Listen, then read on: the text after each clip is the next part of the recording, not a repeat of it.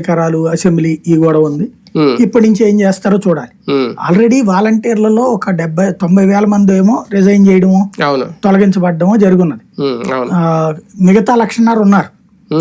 ఒక చర్చ ఏం నడుస్తున్నదంటే ఇదివరకు 40 ఏళ్లకి 50 ఏళ్లకి ఒకటి అన్నారు కదా, ఒక వాలంటీర్ అన్నారు కదా. ఇప్పుడు ఒక సచివాలయ పరిధిలో ఇప్పుడు 10 మంది దాకా వాలంటీర్లు ఉన్నట్టు. ఇప్పుడు అట్లా కాకుండా ఏదో సచివాలయ పరిధికి 3-5 పెడతారంటున్నారు. ఎందుకంటే జీతము ఎక్కువ ఇవ్వాలి, వాళ్ళకి వర్క్ పెంచుతున్నట్టు. అప్పుడు ఆ విధంగా వైపుకి వెళ్తారా చూడాలి. అప్పుడు 1వ తారీఖు నుంచి 10వ తారీఖు వరకు ఇస్తా ఉంటారేమో. అంతే, అంటే ఒక రోజే అలా అవ్వదు కదా ఆ నీళ్ళు ఉంటే.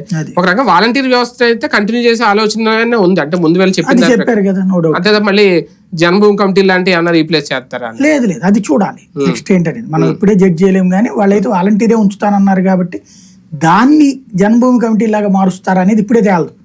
ఇప్పుడు వాలంటీర్ అనినే పెట్టేసి కంటిన్యూ చేసి రేపు పొద్దున భవిష్యత్తులో వాళ్ళు డబ్బులు అడిగారు అనుకోండి. ఇంతవరకు అయితే వాలంటీర్ల మీద అవినీతి ఆరోపణలు ఏం రాలేదు, డబ్బులు తీసుకుంటున్నారు. ఇప్పుడు మొన్న అయితే దీంట్లో ఒక ఆరోపణ ఏమొచ్చిందంటే ఎవరు బైరెడ్డి రాజశేఖర్ వాలంటీర్ పోస్టులు ఇప్పిస్తామని 5 లక్షలు అడుగుతున్నారు, తాట తీస్తానని వార్నింగ్ ఇచ్చాడు.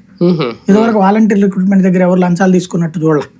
వైసీపీ వాళ్ళు ఎంతో మందిని వాలంటీర్లు పెట్టినా డబ్బులు ఇచ్చి వాలంటీర్ అయ్యామని ఎవడో చెప్పారు. అంటే అప్పుడు వాలంటీర్లకే కొంచెం టైట్ గా దొరికేవారు కాదు. మెయిన్ అంటే 5,000 గౌరవ వేతనం, ఇప్పుడు 10,000 అనేసరికి వాళ్ళ ఇంట్రెస్ట్ చూపిస్తున్నారు. అది కాబట్టి అందుకని చెప్పేసి ఏంటనేది చూడాలి ఇప్పుడు.